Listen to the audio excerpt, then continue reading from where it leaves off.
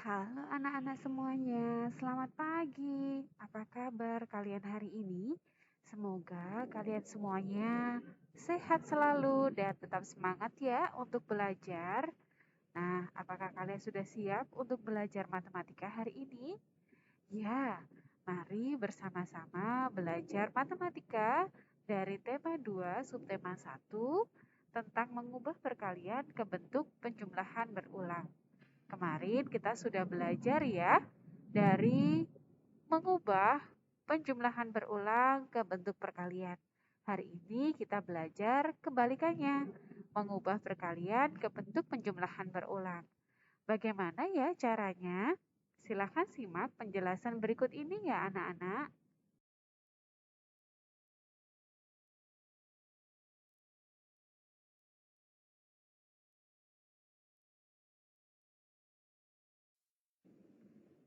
Anak-anak, mari kita ingat kembali ya, apa prinsip perkalian? Kemarin kita sudah membahas ini dalam sesi Zoom. Sekarang kita coba ingat kembali yuk. Jadi, prinsip perkalian dapat diartikan sebagai penjumlahan berulang dengan bilangan yang sama. Jadi, perkalian dapat diartikan sebagai penjumlahan berulang dengan bilangan yang sama. Silahkan perhatikan contoh berikut ini. Ada bilangan 2 dikali 3 sama dengan 3 ditambah 3. Angka 3 atau bilangan 3 dijumlahkan sebanyak 2 kali.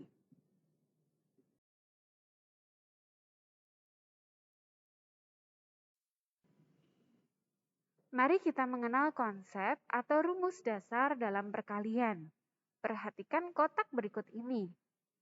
Rumus dasar perkalian adalah A dikali B. Maka B dapat diubah menjadi bentuk penjumlahan berulang sebanyak A.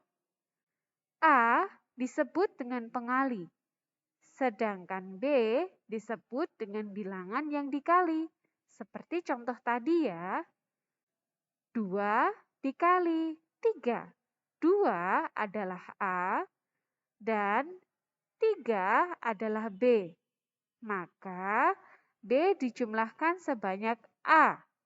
Maka 3 dijumlahkan berulang sebanyak 2 kali. Nah, apakah kalian sudah memahaminya sampai di sini? Kita lanjut ke pembahasan berikutnya ya.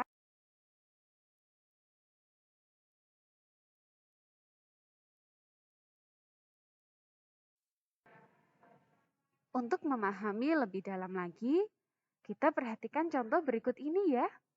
Tadi sudah dijelaskan tentang konsep dasar atau rumus dasar perkalian. A dikali B sama dengan B dijumlahkan sebanyak A. Kalian harus mengingat ini ya. Berikut ini ada contoh 3 dikali 4 dan contoh 4 dikali 3. Ternyata bilangannya hanya dibolak-balik saja.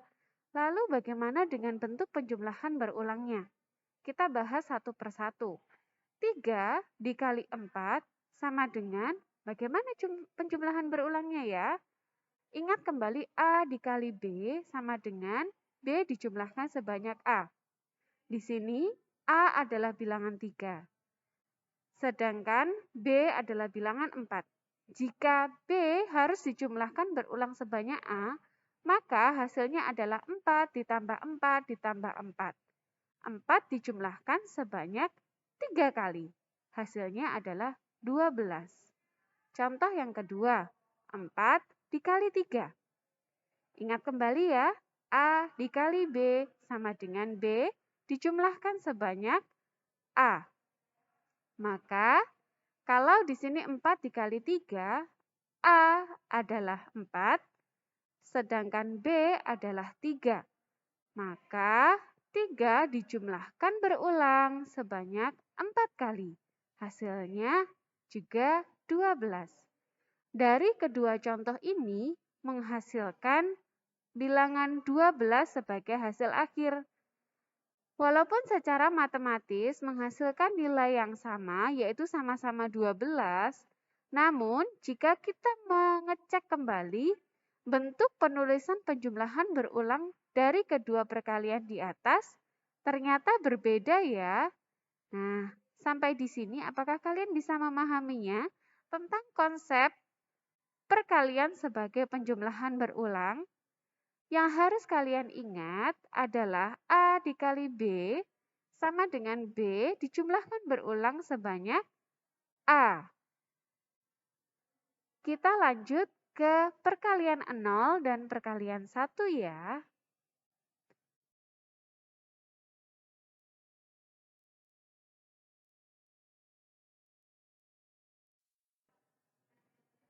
Kita lanjut ke perkalian 0. Wah, ternyata ini merupakan perkalian yang paling mudah untuk dikerjakan. Karena semua bilangan apabila dikalikan dengan 0, maka hasilnya akan 0. Perhatikan tabel berikut ini. Ada kolom perkalian, kolom penjumlahan berulang, dan hasilnya. Mari kita fokus memperhatikan penjumlahan berulang. 1 dikali 0 adalah 0. Hasilnya 0. Kita coba acak ke bilangan 7 dikali 0. Bentuk penjumlahan berulangnya adalah, ingat kembali, A dikali B sama dengan B dijumlahkan berulang sebanyak A. Jika Ibu memberi contoh 7 dikali 0, maka A adalah 7, sedangkan B adalah 0. Maka, jika B harus dijumlahkan berulang sebanyak A, maka 0 harus dijumlahkan berulang sebanyak 7 kali. Hasilnya juga 0. Jadi kesimpulannya, semua bilangan jika dikalikan dengan 0, maka hasilnya adalah 0. Kita lanjut ke perkalian 1.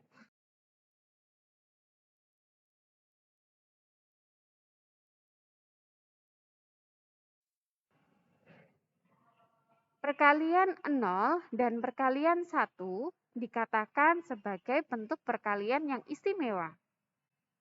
Karena perkalian 0 dapat diartikan bahwa semua bilangan yang dikalikan 0 hasilnya tetaplah 0.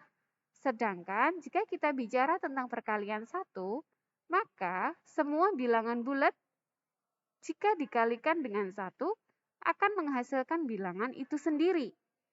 Coba kalian perhatikan tabel berikut ini. Ini adalah tabel perkalian 1. Ada bentuk perkaliannya, bentuk penjumlahan berulangnya, dan hasilnya. Ibu akan mengambil secara random atau acak.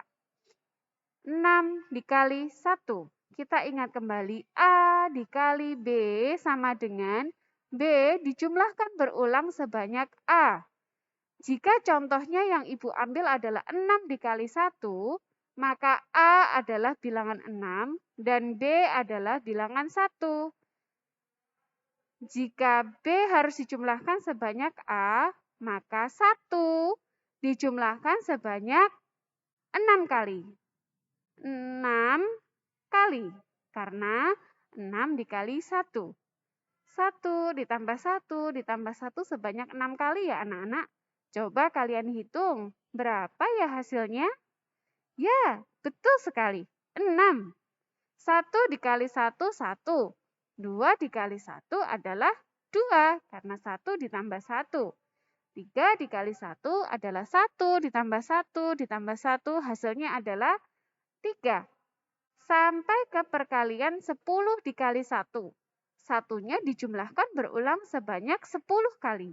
Maka akan menghasilkan bilangan 10. Maka kesimpulannya adalah semua bilangan bulat jika dikalikan 1, hasilnya adalah bilangan itu sendiri. 2 dikali 1 ya hasilnya tetap 2. 7 dikali 1 ya hasilnya tetap 7. Mudah bukan?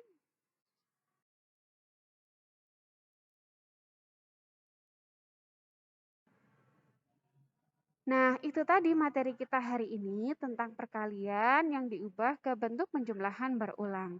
Semoga kalian bisa memahaminya dengan baik ya. Jika ada kesulitan, silakan bertanya melalui WhatsApp atau boleh juga memanfaatkan forum diskusi yang ada di Google Classroom.